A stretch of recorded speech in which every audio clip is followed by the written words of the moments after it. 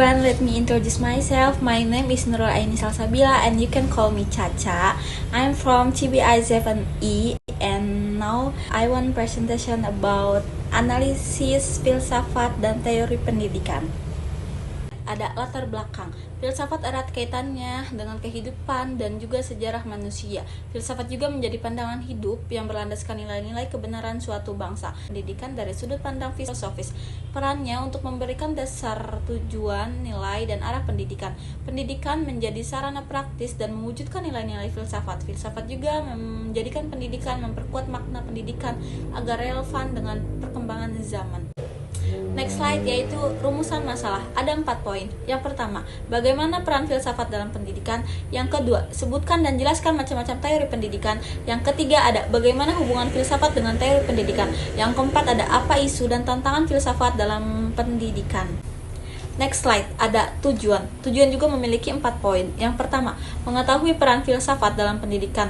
Yang kedua, ada menjelaskan teori-teori pendidikan. Yang ketiga, ada menganalisis filsafat dengan teori pendidikan. Dan yang terakhir, yang keempat, ada memahami isu dan tantangan filsafat dalam pendidikan. Baik, next slide. Peran filsafat dalam pendidikan terdiri dari 3 poin. Yang pertama, memberikan dasar dan arah pendidikan. Yang kedua, ada mengkaji masalah pendidikan secara rasional yang mendalam. Yang ketiga, ada memberikan solusi atas problematika pendidikan. Dalam Islam, filsafat dipadukan dengan Al-Quran dan Sunnah. Baik, saya akan menjelaskan poin pertama, memberikan dasar dan arah pendidikan. Filsafat menjadi landasan agar pendidikan tidak berjalan tanpa tujuan. Ia menentukan bagaimana dan mengapa penting pendidikan itu, apa yang ingin dicapai, dan kemana arah pembentukan manusia melalui pendidikan. Poin kedua, ada mengkaji masalah pendidikan secara rasional yang mendalam, yaitu filsafat membantu melihat persoalan pendidikan sama dengan tujuan, metode, kurikulum, guru, dan peserta didik dengan pemikiran logis, kritis, dan menyeluruh, bukan sekedar mengikuti kebiasaan atau tradisi. Poin ketiga, ada memberikan solusi atas problematika pendidikan. Maksudnya filsafat tidak hanya mengkaji tentang teori, tetapi juga menawarkan pemecahan yang mendasar dan relevan untuk pendidikan. Misalnya soal moralitas, soal metode pembelajaran, atau tantangan globalisasi. Poin keempat, ada dalam filsafat dipadukan dengan Al-Quran dan Sunnah. Artinya, pendidikan Islam tidak hanya bertumpu pada rasio dan teori, tetapi juga berlandaskan dengan wahyu. Dengan begitu, pendidikan menyeimbangkan aspek intelektual, akal, dengan moral dan spiritual iman. Berikutnya ada macam-macam teori pendidikan. Yang pertama ada perennialisme, yang kedua ada esensialisme, yang ketiga ada progresivisme, yang keempat ada rekonstruksionisme, yang terakhir ada eksistensialisme. Yang pertama dulu, yaitu perennialisme, nilai universal dan moral. Yang kedua ada esensialisme, pengetahuan dasar dan keterampilan. Yang ketiga ada progresivisme, yang pengalaman belajar dari kebebasan berpikir. Yang berikutnya ada rekonstruksionisme, pendidikan untuk perubahan sosial. Dan yang terakhir ada eksistensialisme, yaitu kebebasan individu dalam berpendidikan. Maksudnya apa sih? Yaitu baik, saya akan menjelaskan dari yang pertama dulu, yaitu perennialisme, nilai universal dan moral. Perennialisme itu menekankan bahwa ada nilai-nilai abadi yang berlaku sepanjang zaman seperti kebenaran, kejujuran, dan juga moralitas. Pendidikan diarahkan agar mengamalkan nilai-nilai tersebut sebagai pedoman hidup. Berikutnya yang kedua ada esensialisme, pengetahuan dasar dan keterampilan. Esensialisme fokus pada penguasaan pengetahuan inti, yaitu membaca, menulis, serta menghitung, sains, bahasa, atau yang lainnya. Serta esensialisme juga dianggap keterampilan dasar esensial untuk kehidupan. Tujuannya agar siswa memiliki fondasi kuat untuk menghadapi tantangan hidup.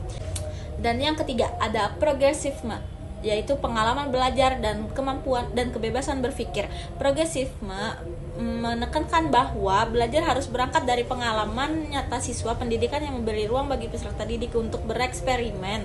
Mereka mampu menemukan pengetahuannya lewat melalui dirinya sendiri. Berikutnya ada rekonstruksionisme, pendidikan untuk perubahan sosial. Rekonstruksionisme itu memandang pendidikan sebagai sarana memperbaiki masyarakat. Peserta didik diajak peka terhadap masalah sosial seperti ketidakadilan atau kerusakan lingkungan yang terjadi pada negaranya sendiri atau pada lingkungan sendiri, yaitu didorong juga untuk berkontribusi pada perubahan yang positif. Eksistensialisme, kebebasan individu dalam berpendidikan. Eksistensialisme yaitu menekankan bahwa setiap individu unik dan berhak menentukan jalan hidupnya masing-masing.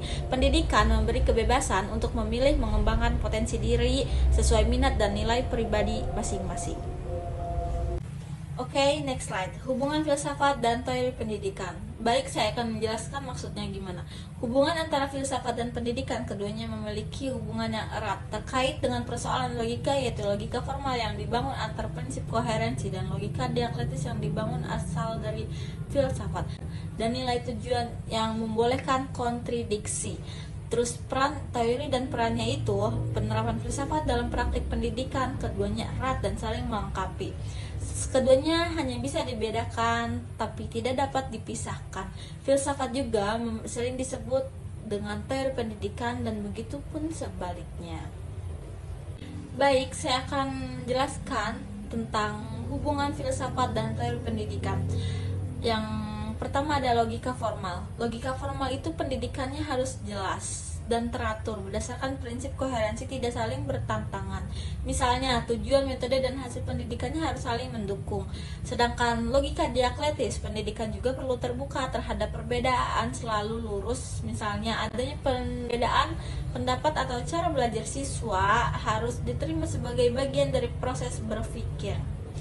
Terus poin yang kedua juga ada filsafat sebagai dasar pendidikan.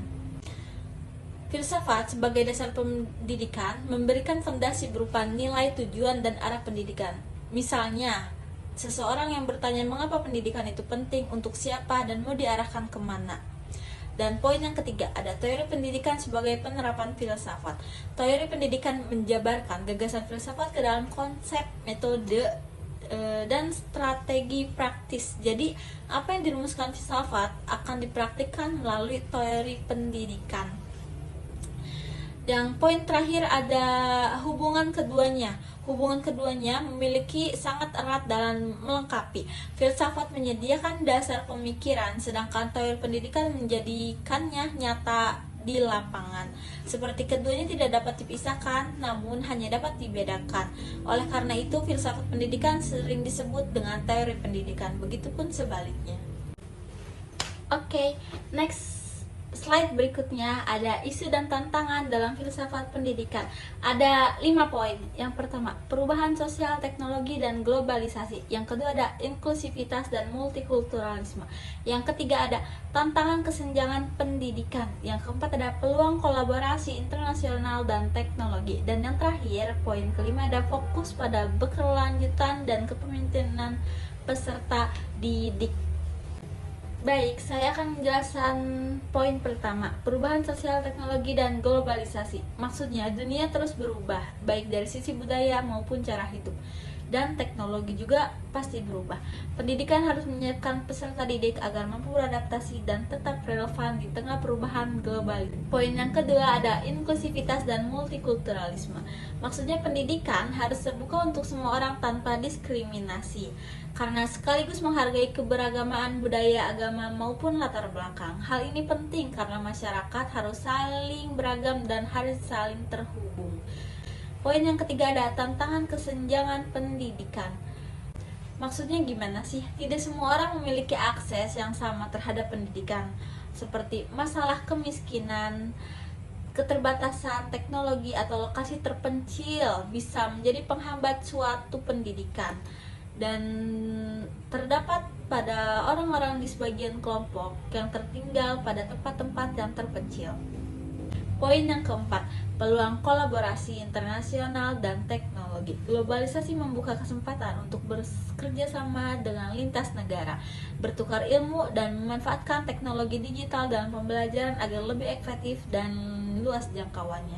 Seperti adanya tukar pelajar antar mahasiswa, antar peserta didik, masih banyak lagi yang lainnya. Poin yang kelima terakhir yaitu fokus pada keberlanjutan dan kepemimpinan peserta didik. Pendidikan masa depan tidak hanya mencetak orang pintar, tapi juga peduli lingkungan, berorientasi pada keberlanjutan hidup, serta mampu menjadi pemimpin yang bertanggung jawab bagi masyarakat. Dan and the last slide is conclusion. Kesimpulannya, filsafat menjadi dasar pendidikan Islam dengan memadukan rasionalitas, moral, dan spiritual. Ia memberi landasan konseptual dan teori pendidikannya yang menerapkannya. Di era globalisasi pada saat ini, filsafat pendidikan Islam menghadapi tantangan dan peluang, namun tetap berperan membentuk generasi berilmu dan adaptif. Baik, saya akan menjelaskan ulang secara spesifik dan lebih sederhana. Filsafat adalah pondasi pendidikan Islam yang menyatukan akal, rasionalitas, nilai moral, dan spiritualis. Filsafat juga memberikan arah dan dasar berpikir, sedangkan teori pendidikan mengaplikasikannya dalam praktik belajar mengajar. Contohnya, di era globalisasi pada saat ini, meski ada tantangan seperti budaya asing dan ketimpangan pendidikan, filsafat pendidikan Islam justru tetap penting untuk membentuk generasi yang pintar, berakhlak baik, dan mampu menyesuaikan diri pada perubahan zaman. Baik, mungkin sekian presentasi dari saya dari analisis filsafat dan teori pendidikan. Thanks for your attention. Kurang dan lebihnya mohon maaf. Wassalamualaikum warahmatullahi wabarakatuh.